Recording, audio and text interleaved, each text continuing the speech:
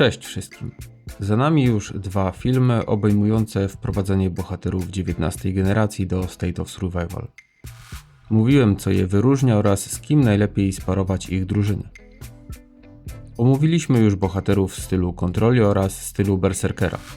Został nam Resilience, czyli styl odporności, a właściwie jego nowy członek, czyli Duncan.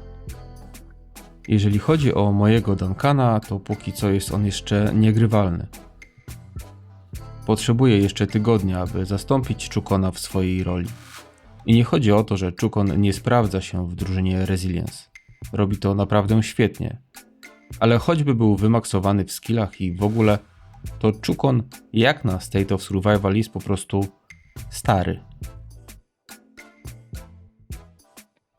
3 generacje różnicy robią swoje. Mój Chukon jest w miarę poprawnie zbudowany jak na gracza typu low spender. Bo ktoś ostatnio zarzucił mi, że nie mogę nazywać się free to play, ale nie o tym chciałem mówić.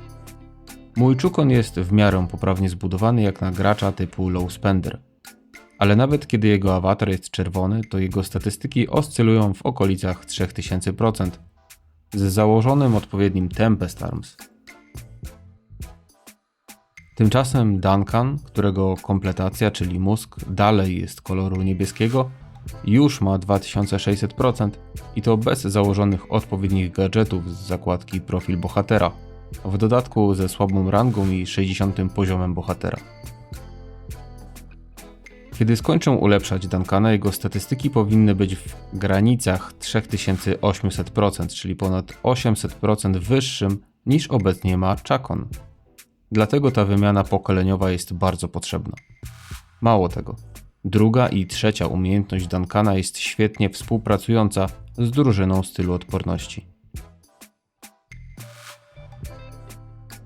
Druga umiejętność odświeża się bardzo często, bo co 2 tury i sprawia, że Duncan przywraca określony procent mocy oddziałów, czyli jeżeli chcielibyśmy być bardzo obrazotwórczy, wskrzesza część poległych w walce oddziałów. Ten skill może być użyty do 6 razy w ciągu walki, a przy skompletowaniu w całości fioletowego mózgu Duncana da nam nie tylko ponad 8% przywróconych sił bojowych, ale również obniża obrażenia otrzymywane przez sojusznicze oddziały.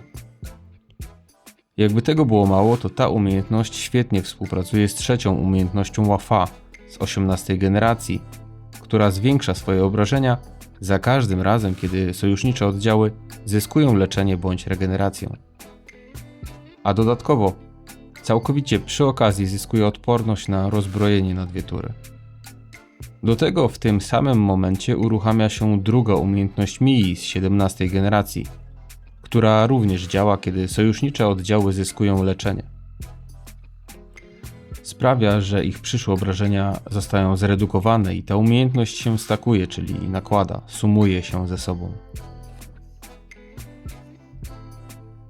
Trzecia umiejętność Duncana o nazwie Bastion of Hope, podobnie jak umiejętność Yamiry z poprzedniego filmu, jest unikatowa w skali gry, ponieważ mówi nam, że oddziały prowadzone przez Duncana mogą uniknąć dużych nadchodzących obrażeń, chroniąc się za jego tarczą.